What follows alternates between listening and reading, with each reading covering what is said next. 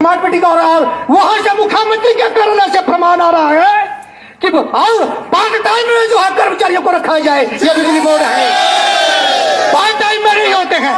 भर्ती नहीं चलेगी, नहीं चलेगी, नहीं चलेगी। पार्ट टाइम भर्ती नहीं चलेगी, नहीं चलेगी, नहीं चलेगी। बिजली बोर्ड में रेगुलर भर्ती करनी होगी, करनी होगी, करनी होगी। बिजली बोर्ड में रेगुलर भर्ती करनी होगी, करनी होगी, करनी होगी। इन्हीं शब्दों के साथ मैं धन्यवाद करता हूं आप सभी कर्मचारी एकजुट होकर के ज्वाइंट फ्रंट का साथ दीजिए। अभी तो लड़ाई है, बहुत लंबी लड़ाई है, ये तो ऐसा ही चलता रहेगा। अभी तो लड़ाई अभी कोई हल्ला कहने में हमारे कोई ऐसी बातें हैं कि यहाँ पर धरना प्रदर्शन करें, ये तो चलता रहेगा। आप ठीक काम करिए, कर्मचारियों के साथ ठीक काम करिए। हमें कोई शौक नहीं है लड़ाई झगड़ा करने का और ये करने का। इन्हीं शब्दों के साथ मैं धन्यवाद अभिदिका करूंगा कि इन्होंने हमारे को मंच में जो है मौका दिया। कर्मचारी एकता जिंदाबाद, कर्मचारी एकता जिंदाबाद।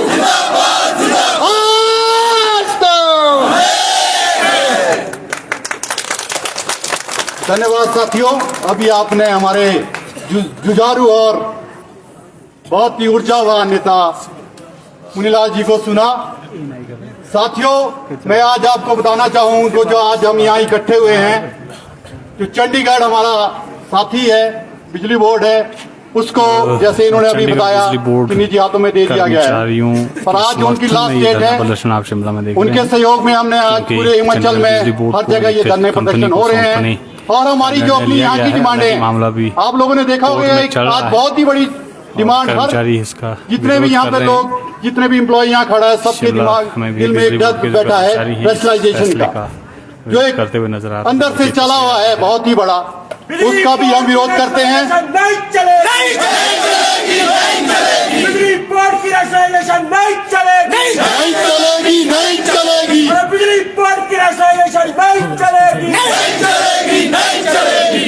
और आज एक और मुद्दा सेंट्रलाइजेशन का भी यहाँ पे चला हुआ है, उसका भी हम यहाँ से विरोध करते हैं। और साथियों, हमारे पिछले मुद्दे, चाहे वो ओपीएस हो या आरडीएसएस स्कीम हो, और भी बहुत सारी जो मुद्दे हैं सारे के सारे वहीं पड़े हैं। चाहे वो प्रमोशनों का देख लो, पिछले 5-6 महीनों से ना कोई बिजली बोर्ड में प्रमोशनें हुई है, जबकि डीपीसी भी हो चुकी है कई कैटेगरी की, मगर ना जाने वो फाइल यहाँ आती है और गवर्नमेंट जाती है, क्या है उसके बीच चला हुआ वो कोई पता नहीं है। अगर पूछा जाए, यहाँ पूछा जाए तो पार गई है, पार पता किया जाए तो नहीं जी अभी यहाँ बोर्ड सेक्रेटरी से नहीं आई है। ये इस तरह का जो सिस्टम यहाँ चला है बहुत ही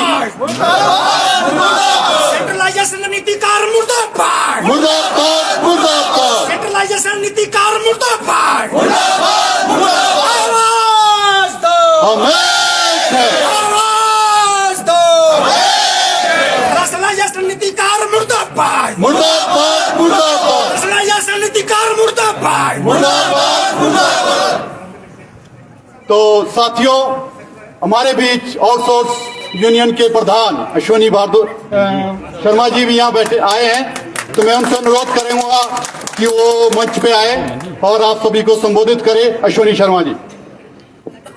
आउटसोर्स के पदों को बहाल करो, आउटसोर्स के पदों को बहाल करो।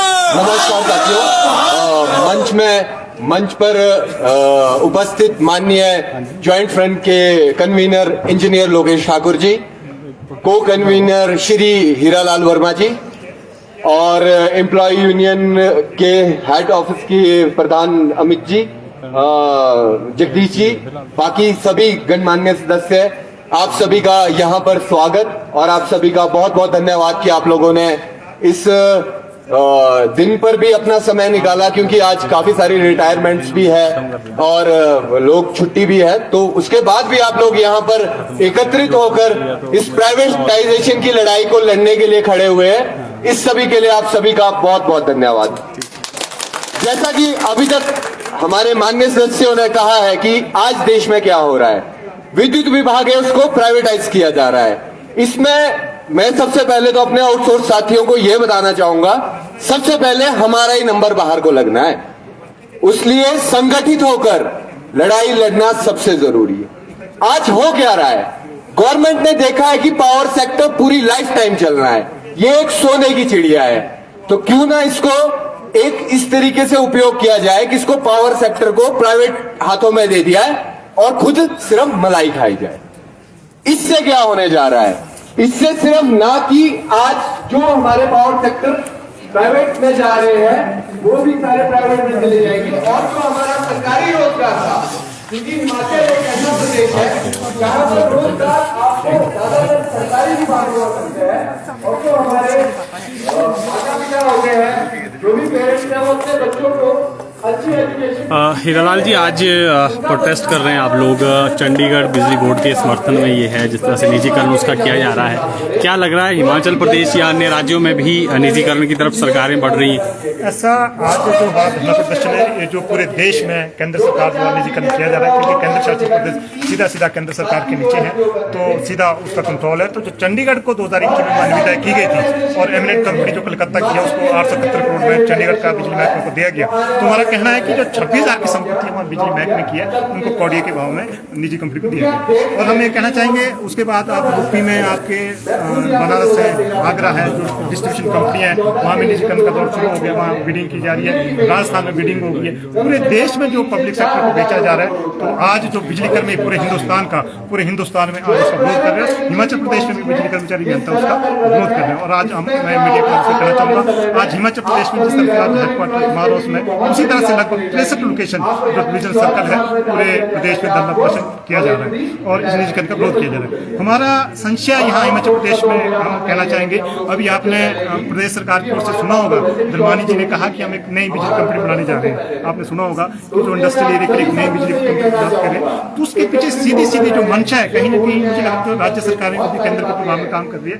और जो इंडस्ट्री का अगर आपका निजी कंपनी इंडस्ट्री को निजी हाथों में या एक अलग डिस्कॉम बनाया जाए, तो सीधा जो कल दिन को जो प्राइवेट कंपनी उसको पिक करेगी, जिस तरह की बिल्डिंग आपकी राजस्थान में की गई है सर्कल वाइज, उस तरह की बिल्डिंग हिमाचल में भी होगी और इंडस्ट्रियल एरिया आपका निजी हाथ में देने की और एक पहल होगी। हम इस पे कहना चाहेंगे, आज हिमाचल प्रदेश में जो हमारा इंडस्ट्रियल एरिया है उसका रेवेन्यू लगभग 64% रेवेन्यू बिजली बोर्ड का इंडस्ट्रियल एरिया से आता है और बाकी का जो 36% है वो आपका ग्रामीण क्षेत्र से आता है। आज अगर जो इंडस्ट्रियल एरिया हमारे साथ है, इस करके जो प्रदेश की दरें कम है, अगर इंडस्ट्रियल एरिया बिजली बोर्ड के हाथ से निकल जाता है, निजी हाथों में जाता है, कहीं ना कहीं जो प्रदेश का जो 90% जो ग्रामीण क्षेत्र है उसकी दरें 7-8-9 रुपए उससे ज्यादा रहेगी। इस करके खास करके जो हिमाचल प्रदेश की जो भौगोलिक स्थिति है, यहाँ निजीकरण और अनफॉर्चुनेट होगा और खास करके जो ग्रामीण क्षेत्र प्रदेश की जनता है उसको फिर उसका बिजली अतिरिक्त टैरिफ के रूप में उसको बोझ पड़ेगा। कुछ एक आप इसके आगे कोई प्रदर्शन करना, आज जो ये धरना है national coordination committee electricity employees और इंजीनियर की जो ऑल इंडिया लेवल पे है उसके बांध पे किया जा रहा है और स्वाभाविक है। आज जो चंडीगढ़ का महकमा है वो कल 1 जनवरी को जो निजी कंपनी के हाथों देना प्रस्तावित है, तो जो कोऑर्डिनेशन कमेटी उसने एक राष्ट्रीय स्तर पर नोटिस दिया है कि अगर सरकार ऐसा करती है, जो ड्यूटी गवर्नमेंट चंडीगढ़ करती है उस महकमे को निजी हाथों में देती है, कहीं ना कहीं जो पूरे हिंदुस्तान का बिजली कर्मचारी भी है बड़े आंदोलन कर बढ़ेगा और जो भी नेशनल कोऑर्डिनेशन कमेटी की अगली कॉल होगी उस दिशा में हिमाचल प्रदेश का बिजली कर्मचारी और अभियंता भी आगे बढ़ेगा। बिजली बोर्ड के अपने भी इश्यूज थे आपके, चाहे ओपीएस हो या दूसरे मसले हो। ओपीएस पे तो मैं ओपीएस से पे कहना चाहूंगा और सीधा मेरे ख्याल में बहुत सारे कर्मचारी आप सुने होंगे, तो आप आज लोग सीधा कह रहे हैं कि माननीय मुख्यमंत्री जी बिजली बोर्ड को केस नहीं देना चाहते हैं। तो मुझे लग रहा है आज हमें भी लग रहा है कि कहीं ना कहीं ऐसा न हो कि माननीय मुख्यमंत्री जी बिजली बोर्ड को ओपीएस से वंचित रखना चाह रहे हैं। मैं आपके सामने एक मामला लाना चाहूँगा। राजस्थान में आपका 23 में जब वहाँ राजस्थान में कांग्रेस गवर्नमेंट थी तब वहाँ ओपीएस लागू की गई और 23 में जो बिजली महकमा वहाँ है, बिजली कंपनी है जो वितरण निगम है, वहाँ बिजली कर्मचारियों को ओपीएस लागू की गई और फॉर्चुनेटली सौभाग्य से आप देखेंगे अभी 23 तारीख को, अब तो गवर्नमेंट भी चेंज हो गई है, बीजेपी गवर्नमेंट, तो जीपीएफ के खाते हैं जो दूसरी गवर्नमेंट वहाँ अभी आज का रूलिंग गवर्नमेंट है उसने वहाँ ओपीएस लागू किया और जीपीएफ के खाते उनके खोले जो कर्मचारी जो 1200 लोग उसमें ओपीएस में आए हैं। तो मुझे लग रहा है प्रदेश सरकार को सीख लेनी चाहिए कि जब राजस्थान में कांग्रेस ने शुरू की उसके बाद जो वहाँ सरकार बदली है उसने उसको आगे कैरी किया और वहाँ के जो बिजली कर्मचारी उनको आपको ओपीएस दिया, लेकिन हिमाचल का प्रदेश का कर्मचारी आज भी उससे वंचित है। मैं कहना चाहूंगा सरकार दुहाई देती है कि बिजली बोर्ड की आर्थिक स्थिति ठीक नहीं है, हमारा सिस्टर ऑर्गेनाइजेशन है HRTC है उसकी आर्थिक स्थिति बिजली बोर्ड की तरह ही है, लेकिन वहाँ आपके आते ही जब आपका गवर्नमेंट डिपार्टमेंट ओपीएस लागू हुआ वहाँ HRTC में ओपीएस लागू हो गया, लेकिन बिजली बोर्ड को कहीं ना कहीं आज जो संचय कर्मचारियों के बीच में जो हम कह रहे हैं या जो लोग कह रहे हैं कि माननीय मुख्यमंत्री जानबूझ के बिजली बोर्ड के कर्मचारियों को इससे वंचित रख रहे हैं। तो हमें भी आज एहसास हो रहा है कहीं ना कहीं जो प्रदेश सरकार है बिजली महकमे के कर्मचारियों को इससे वंचित रख रहा है। हम एक चीज और कहना चाहेंगे, आज आप देखेंगे, आज आप 2 दिन पहले बर्फ गिरा है प्रदेश के कोने कोने में, जो यहाँ बर्फ गिरती है, हमारे कर्मचारी रात दिन काम करके पोलों पे चढ़ रहे थे, हादसे होते हैं और साल के लगभग 12-13 हमारे फटल एक्सीडेंट होते हैं। लेकिन दुर्भाग्य से वो सिपाही और फ्रंट लाइन जो सिपाही हैं जो प्रदेश को बेहतर सेवा दे रहे हैं, आज ओपीएस से बन चुके हैं। ये बड़ा खेद का विषय, और हम आपके माध्यम से प्रदेश सरकार से मांग करना चाहेंगे कि ओपीएस बिजली बोर्ड में शीघ्र लागू की जाए। इसके देरी से कहीं ना कहीं जो आपकी प्रशासनिक दिक्कत बिजली बोर्ड में बढ़ेगी और कर्मचारियों में जो आपका उसमें फंड प्लानिंग करनी होती है कि उसमें सोशल सिक्योरिटी में इन्वेस्ट करना होता है, उसमें भी कहीं ना कहीं दिक्कत रहेगी। क्या इसके खिलाफ आपने पहले कहा था कि मोर्चा खोलेंगे, फिर आप शांति हो गए अब ओपीएस को लेकर के, ऐसा क्यों?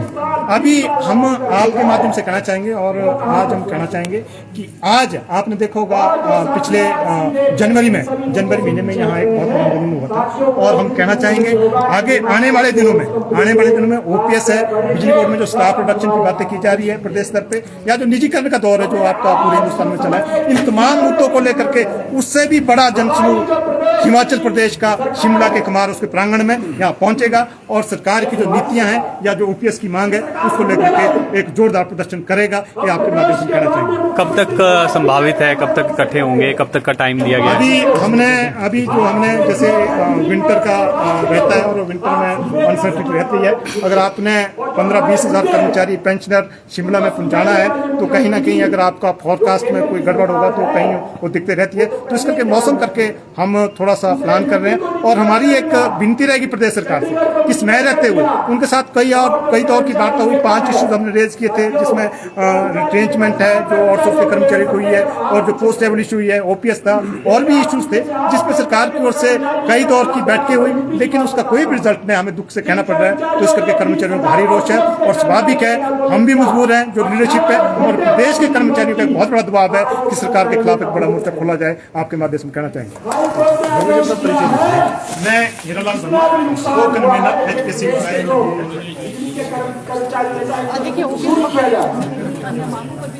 साथियों, हम आपके सहारे इस आंदोलन को लड़ने के लिए तैयार हैं, लेकिन आप सभी के साथ। तो साफ तौर पर जिस तरह से इनका कहना है कि निजीकरण यहाँ पर बिजली बोर्ड का किया जा रहा है, हिमाचल प्रदेश में भी कुछ इस तरह की प्लानिंग जो है वो कहीं ना कहीं सरकार की तरफ से हो रही है, और इससे कहीं ना कहीं वंचित रखा जा रहा है कर्मचारियों को, जिसके खिलाफ कर्मचारी भविष्य में एक बड़ा आंदोलन करेंगे। सरकार को चाहता है कि ऐसी नौबत सरकार ना आने दे, इससे पहले कोई रास्ता निकाले और ओपीएस जो है वो बिजली बोर्ड हिमाचल प्रदेश में लागू किया जाए। तो फिलहाल के लिए इतना ही, आप बने रहें खबरों के लिए पंजाब केसरी हिमाचल कि ऐसी व्यवस्था बनाने की तैयारी की जा रही है कि आने वाले समय में आप लोग प्रमोट ही नहीं होंगे। कर्मचारी साथियों, ऐसी व्यवस्था तैयार की जा रही है कि जो टीमेट लगा है वो टीमेट ही रिटायर हो जाएगा, और जो जेओआईटी लगा है वो जेओआईटी रिटायर हो जाएगा। आज लड़ने की आवश्यकता है दोस्तों। नए लोगों का कैरियर किस ओर जाएगा? एक बच्चा 5 साल की मेहनत करने के बाद जेओआईटी लगता है, आईटीआई 2 साल करने के बाद टीमेट लगता है। उसने अपने कैरियर में क्या क्या नहीं सोचा होता है। यदि आप उसके कैरियर को खत्म कर देंगे तो कहां जाएगा? कर्मचारी साथियों,